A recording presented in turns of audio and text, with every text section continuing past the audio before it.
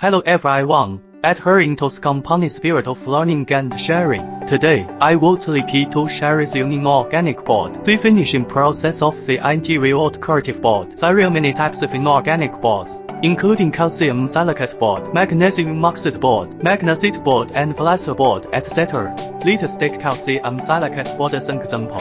And today we will give a complete process demonstration. The first step is to make the penetrating primer. There are many kinds of penetrating primers, such as soft penetrating, water-based penetrating and epoxy penetrating.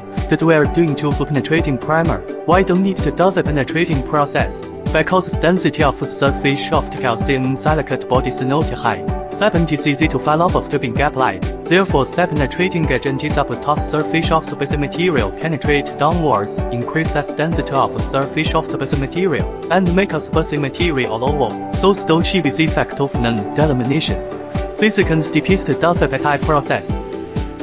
The function of the Purete process is to fill up to in a very soft board. This is the key function of the Purete process.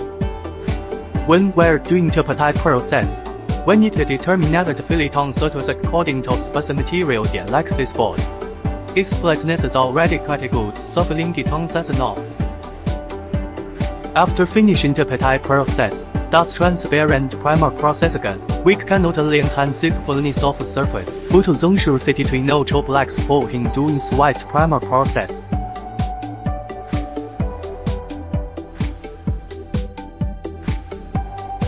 Before doing the transfer printing process, it is necessary to place white primer on the surface of the base material. All the patterns come perfectly presented only on the white surface. As for the requirement of the white surface, it is not that the primer of the board does not show through and the surface is flat. After finishing the white primer process, you will come to the sanding embossing technology. Through the inert coater, the desired patterns can be transferred to the surface of the base material. And then the roller coater to place adhesive primer and emboss at top coat. Through embossing technology, we can achieve a sense of concave curves on the surface of the board. Now that three-dimensional embossing effect has been achieved, touch it with your hands, and you can feel the concave convex texture, which is completely like a rock slab. However, we can take a closer look. There are still some bright spots at the bottom, so who can cover those bright spots? We just need to do an vomit up coat process to cover the bright spots. Up to now our process has been completely finished. In fact, what we are doing is the imitation rock slab effect.